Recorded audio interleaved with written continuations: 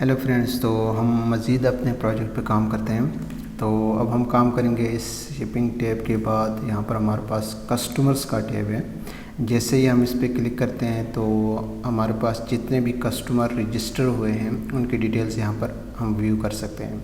और यहाँ पर ये ड्रॉप डाउन लिस्ट नहीं है जैसे कि अदर हमारे पास टैब्स हैं। तो अब ये कस्टमर ख़ुद को रजिस्टर कहाँ से करता है? एक्चुअली ये करेगा हमारा जो फ्रंट एंड है या यूज़र एंड वट एवर जो नाम देते हैं आप, यहाँ से तो क्लिक करके साइन अप करके ये ख़ुद को रजिस्टर करेगा। जैसे ही ये ख़ुद को रजिस्टर करेगा तो ये डेटाबेस में आएगा और हम यहाँ पर जितने भी रजिस्टर्ड कस्टमर्स हैं वो व्यू कर सकेंगे। तो यहाँ पर हम इस पर काम करते हैं। इसके लिए चूँकि फ़िलहाल हम एडमिन एरिया में काम कर रहे हैं और हमने अपने जो रियल प्रोजेक्ट है उस पर ये यूज़र एंड पे काम फ़िलहाल स्टार्ट नहीं किया है। तो मैं डमी सा जो डेटा है वो एंटर करता हूँ। यहाँ पर हमारे पास कस्टमर्स की टेबल है। यहाँ पर मैं डेटा को इंसर्ट करता हूँ। आईडी नहीं देते हैं क्योंकि प्राइमरी की है, ख़ुद ब खुद आएगा। और नाम देते हैं सपोज़ अहमद, ईमेल कुछ भी देते हैं xyz@gmail.com। पासवर्ड आप कुछ भी दे सकते हैं। कंट्री सपोज यूएई देते हैं, अबू धाबी सिटी देते हैं। ओके, बाकी जितनी डिटेल्स हैं हम इसको एंटर नहीं करते हैं। कॉन्टैक्ट भी दे देते हैं सपोज 056666 जो भी कॉन्टैक्ट है, एड्रेस XYZ। और इमेज वगैरह नहीं देते हैं। ये आप IP एड्रेस जो होगा ये किस पर्पज़ के लिए यूज़ होगा ये मैं बताऊँगा आगे चलकर। और बाकी चीज़ें हम इंसर्ट नहीं कराते हैं। और इसको हम क्या करते हैं, गो करते हैं एंड एंटर करते हैं। अब हम यहाँ पर दो दफ़ा इंसर्ट हुआ है, हम एक को डिलीट करते हैं। इशू नहीं, मैं इसको सिलेक्ट करता हूँ, इसको डिलीट करता हूँ। ठीक, ये हमारे पास अब डेटा आ गया डेटाबेस में। सपोज़ कस्टमर ने ख़ुद को यूज़र एंड से रजिस्टर किया हुआ है और उसकी डिटेल्स अब हमने यहाँ पर, जैसे यहाँ दिख रहा है, यहाँ पर हमने डिस्प्ले कराने हैं। तो इसके लिए क्या करेंगे, सबसे पहले हम टॉप बार पे जाएंगे और यहाँ पर हम क्या करते हैं, LI स्टार्ट करते हैं और यहाँ पर एक क्लास देते हैं। हमारे पास क्लास है nav atom। ओके, और यहाँ पर क्या कर सकते हैं, हम एक एंकर टैग को यूज़ करते हैं क्योंकि एज ए लिंक ये यूज़ होगा। और उसमें हम क्लास देते हैं, हमारे पास है nav लिंक। ओके, और देन चूँकि हमने एज ए लिंक यहाँ पे यूज़ करना है तो लिंक में हम देते हैं index.php में ओपन हो जाए।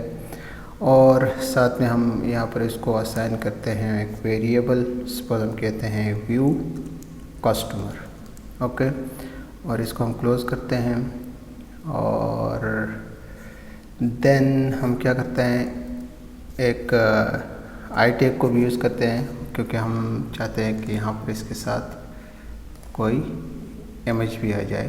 ओके, तो इमेज के लिए हम क्या करते हैं, क्लास एक यूज़ करेंगे और इसकी क्लास में हमने यूज़ करना है FAW और सपोज FA एडिट का हम यूज़ करते हैं।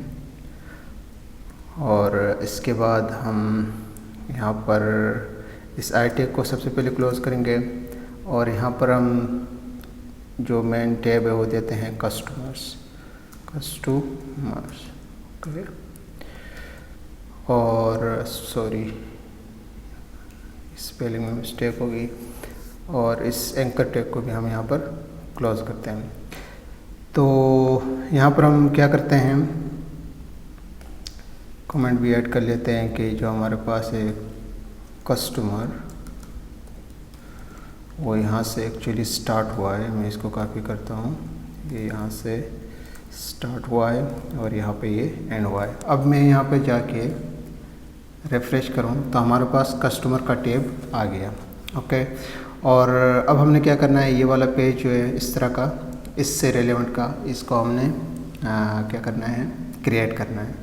तो इसके लिए हम जाएंगे यहाँ पर एडमिन एरिया में ओके। और यहाँ पर एक पेज क्रिएट करते हैं, व्यू कुछ भी आप नाम दे सकते हैं, customer.php। ओके, ये हमने इसका नाम दिया है। पेज हमारे पास यहाँ पर क्रिएट हो गया। और अब हम index.php में जाएंगे और यहाँ पर इसको कॉल करेंगे हमेशा की तरह। तो हमारे पास वेरिएबल क्या है, हम चलते हैं। इसकी मुझे अब मेरा ख्याल में ज़रूरत नहीं है, इसकी भी ज़रूरत नहीं है। टॉप बार पे जाते हैं, यहाँ पर हमारे पास वेरिएबल था। हम कहते हैं कि अगर URL में ये वाला वेरिएबल आ जाए तो ये वाला जो पेज है view_customer.php ये ओपन हो जाए। ओके, तो इसको ज़रा हम टेस्ट कर लेते हैं, अभी चेक कर लेते हैं। और मैं पहले यहाँ जाता हूँ, फिर कस्टमर पे क्लिक करता हूँ। ठीक, view_customer का आ गया और जो टेस्ट हमने किया था वो भी डिस्प्ले करना है। अभी बाकी जितना भी काम हमने करना है इसको यहाँ पर, तो इसके लिए हम क्या करेंगे, इसी पेज पे ही रहेंगे। और मैं कहीं से सपोज़ यहाँ से मैं ये कॉपी कर लेता हूँ। ओके, और डिलीट करना है यहाँ से। ओके, एक यहाँ से view shipping details panel, okay, यहाँ से लेके हम डिलीट करते हैं ये रो तक।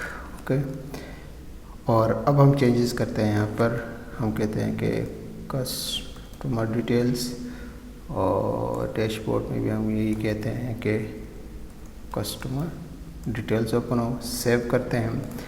अब हम जाके क्लिक करें तो यहाँ पर हमारे पास आ गया डैशबोर्ड और व्यू कस्टमर डिटेल्स की जो ऑप्शन है वो यहाँ पर शो करा। आप व्यू कस्टमर डिटेल्स की जगह क्या कर सकते हैं, कस्टमर डिटेल्स ये भी लिख सकते हैं, बेटर रहेगा। सेव करते हैं और इसको रिफ्रेश करें तो अब हमारे पास कस्टमर डिटेल आ गई। अब हमने क्या करना है, एक सबसे पहले इस हेडिंग पे काम करना है। ओके, इसके बाद टेबल क्रिएट करना है। तो इसके लिए हम क्या करेंगे, यहाँ पर जाएंगे, इस डिव के बाद जो यहाँ पर क्लोज हो रहा है इसके बाद, और एक डिव यहाँ पर क्रिएट करते हैं। और इसमें हम क्लास यूज़ करते हैं बूटस्ट्रैप की, ऑलरेडी है हमारे पास रो। और फिर एक और डिव यहाँ पर क्रिएट करते हैं और इसमें हम क्लास यूज़ करते हैं बूटस्ट्रैप की कॉलन LG, और 12 कॉलन्स हम कहते हैं, सारा यूज़ करें अपने लिए। मैं इसको थोड़ा सा एडजस्ट कर लेता हूँ। और इसके बाद हम क्या कर सकते हैं, यहाँ पर एक और डिव क्रिएट करेंगे और इसमें हमने क्लास यूज़ करनी है पैनल, क्योंकि हमने सबसे पहले हेडिंग पे काम करना है। तो इसके लिए हम क्लास देते हैं पैनल डिफ़ॉल्ट की। ओके, और फिर हम यहाँ पर क्या कर सकते हैं, हेडिंग के लिए है तो एक और डिव यहाँ पर क्रिएट करेंगे और इस डिव में हम क्या करेंगे, क्लास यूज़ करेंगे। हमारे पास बूटस्ट्रैप की क्लास है पैनल टाइटल। ओके, और पैनल टाइटल जो है इसके लिए हमने क्या करना है, यहाँ पर चूँकि हमेशा हम H3 का टैग पीछे भी यूज़ करते हुए आ रहे हैं पीछे से, तो H3 का टैग यहाँ पर भी यूज़ करेंगे और इसमें हम बूटस्ट्रैप की क्लास यूज़ करेंगे पैनल हेडिंग की। ओके, और देन चूँकि यहाँ पर अगर हम देखें तो हमारे पास इमेज है, देन हमारे पास हेडिंग है, तो आई टैग को यूज़ करेंगे। और इस आई टैग में हमारे पास क्लास होगी, कुछ भी आप यूज़ कर सकते हैं। मैं हमेशा ये यूज़ करता हुआ आ रहा हूँ, आप डिफरेंट क्लास को भी यूज़ कर सकते हैं, FAFMNE FAW। ओके, और देन हम क्या करते हैं, यहाँ पर लिखते हैं हेडिंग कहती है व्यू कस्टमर्स, और दैट्स इट। ओके, मैं सेव करता हूँ, ज़रा रिफ़्रेश करूँ तो यहाँ पर हमारे पास वही हेडिंग आ गई। अब हमने क्या करना है, ये वाली टेबल जो है ये क्रिएट करनी है सबसे पहले, और उसके बाद हम PHP में काम करेंगे। तो इसके लिए हमने यहाँ पर जो डिव क्रिएट हो रहा है पैनल टाइटल का, इसके बाद आएंगे और यहाँ से एक और डिव हम क्रिएट करेंगे और इसमें हम क्लास यूज़ करेंगे बूटस्ट्रैप की। हमारे पास क्लास है पैनल बॉडी, ओके। और बाकी जो सारा काम है हमने पैनल बॉडी में ही करना है। तो हमारे पास यहाँ पर क्या है, टेबल है, तो टेबल के लिए टेबल टैग को यूज़ करेंगे। और टेबल में हम क्या कर सकते हैं, हमारे पास बूटस्ट्रैप की क्लास है, उसको यूज़ करेंगे जो है टेबल एट सेल्फ, और टेबल बॉर्डर हम यूज़ करते हुए आ रहे हैं, तो यहाँ पर भी हम वही यूज़ करेंगे, ओके। और इसके बाद हम क्या करेंगे, यहाँ से बाकायदा अपने कॉलम्स और रोज़ पे काम करेंगे, ये वाले। तो टी आर टैग को यहाँ पर यूज़ करते हैं और इस टी आर टैग में हमने सबसे पहले करना है टी डी टैग को यूज़ करना है, ओके। और हमारे पास पहला जो है वो क्या है, आईडी है। आईडी डिस्प्ले कराना चाहते हैं तो अप टू यू, ये लीजिए, हम करा ही लेते हैं। और कॉपी करके मैं इसको कहता हूँ। दूसरा हमारे पास क्या है, नेम है, इससे बेटर मैं लिख ही ले लूँ। थर्ड हमारे पास क्या है, ईमेल है, मैं लिख ही लेता हूँ। फिर हमारे पास क्या है, फोर्थ में कंट्री है।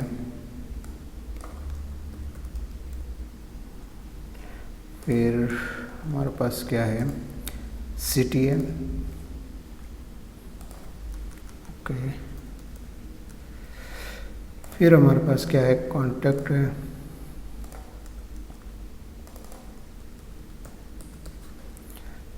देन हमारे पास यहाँ पर क्या है, एड्रेस है।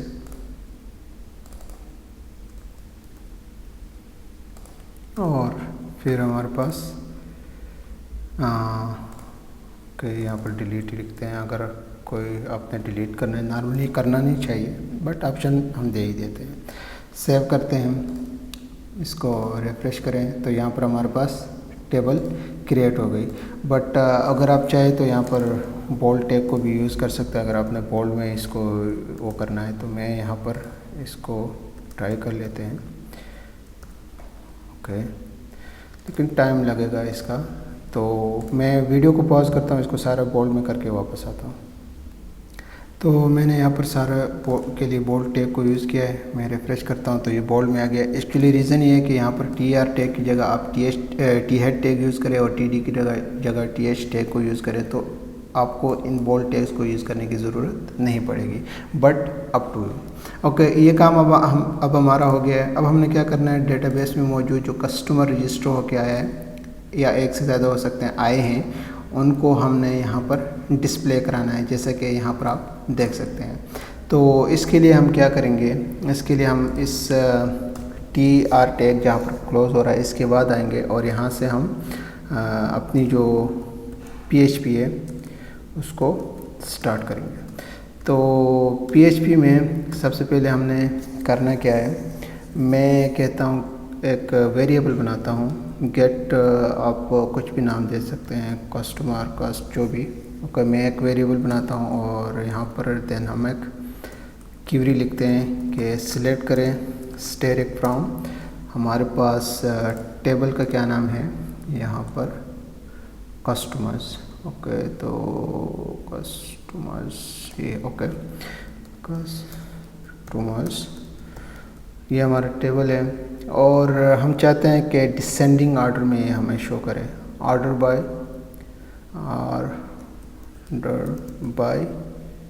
1, और ये है डिसेंडिंग ऑर्डर में ये हमें शो करे, ओके। ये हमारे पास क्वेरी आ गई। फिर हमने एक और वेरिएबल यहाँ पर बनाना है, रन, जो भी आप नाम दे दें, और हम कहते हैं कि माई SQLi क्वेरी। और हमारे पास सबसे पहले क्या है, एक कनेक्शन है, और देन हमारे पास क्या है, गेट कस्ट, जो हमने वेरिएबल ये बनाया था उसके अगेंस्ट स्पेसिफिक फंक्शन परफॉर्म होगा और इस वेरिएबल को ये असाइन होगा। देन हम यहाँ पर क्या करते हैं, वाइल लूप को यूज़ करते हैं और वाइल लूप में हमने क्या करना है, सबसे पहले एक वेरिएबल हमने बनाना है। तो वेरिएबल के लिए कुछ भी अपना नाम दे सकते हैं। सपोज मैं देता हूँ रो कस्ट के नाम से और रो कस्टमर के नाम से, जो भी वॉटेवर जो इक्वल होगा MySQL काफ़ी टाइम बाद में भी कर रहा हूँ फिच एरे, और ये कहाँ से फिच होगा, जो भी इस वेरिएबल में होगा। ओके, और यहाँ से हमारे पास ये क्या है, वाइल लूप स्टार्ट हो जाएगी। तो अब हमने बारी बारी वेरिएबल क्रिएट करने हैं और उन वेरिएबल्स में डेटाबेस से जो वैल्यू वो फिच करानी है। तो इसके लिए एक वेरिएबल बनाते हैं, सपोज, बल्कि हम डेटाबेस में मौजूद जो टेबल है उसी वही नाम को यूज़ करते हैं। जैसे कि कस्टमर नेम है, तो यहाँ पर हम कस्टमर नेम से पहले कस्टमर आईडी को भी हम लेके आते हैं। ओके, कस्टमर आईडी जो इक्वल होगी, ओके, ये यहाँ पर ये जो वेरिएबल है यहाँ पर इस तरह से फिच होके आ जाएगी। कहाँ से, ठीक है, यहाँ से ये फिच होके इस वेरिएबल में तो आ गया है, लेकिन वन बाय वन हमने जो है वो अब टेबल से भी उठाना है। तो कस्टमर आईडी जो है, जो कॉलन है कस्टमर आईडी, वो फिच होगी और इस वेरिएबल को असाइन हो गया। सबसे पहला काम ये हो गया। सेकंड हमारे पास क्या है, अगर देखें तो कस्टमर नेम है। ओके, ये कहाँ से फिच होगा, टेबल में मौजूद जो कॉलन है कस्टमर नेम, यहाँ से ये फिच होगा। थर्ड है हमारे पास कस्टमर ईमेल, यहाँ पर ईमेल। ये वेरिएबल सेम होना ज़रूरी नहीं है इसके, ठीक है, ये तो कॉलन्स के नाम है, ये मैंडेटरी सेम होना है, ठीक है, जो डेटाबेस में कॉलन का नाम है। बट ये वाले सेम होना ज़रूरी नहीं है, आपको और कॉलम्स भी कोई और नाम भी दे सकते हैं इस वेरिएबल को, बट मैं हमेशा सेम यूज़ करता हूँ ताकि मुझे भी कन्फ्यूजन ना हो और आप लोगों को। थर्ड है हमारे पास कस्टमर पासवर्ड को हमने यहाँ पर डिस्प्ले हम नहीं कराते हैं, ठीक है। और देन है कस्टमर कंट्री, तो हम चाहते हैं कि ये डिस्प्ले हो, और कस्टमर कंट्री। देन है हमारे पास कस्टमर सिटी, वेरिएबल हम यही बनाते हैं, कॉलन का नाम यही है, ठीक। और फिर हमारे पास क्या है, कस्टमर कॉन्टैक्ट और कस्टमर कॉन्टैक्ट, देन हमारे पास कॉन्टैक्ट, ओके। और फिर आप चाहे तो एड्रेस को भी दिखा सकते हैं। यहाँ पर मैं यहाँ पर देता हूँ कस्टमर एड्रेस,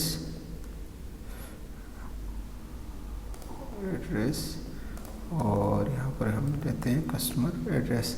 इसके अलावा हमारे पास क्या है, कस्टमर इमेज हम डिस्प्ले नहीं करना चाहते हैं, कस्टमर आईपी ये भी हम डिस्प्ले नहीं कराना चाहते हैं, ठीक। ये काम अब हमारा यहाँ पे हो गया। तो अब हम क्या करेंगे, हम एक काम करते हैं यहीं से,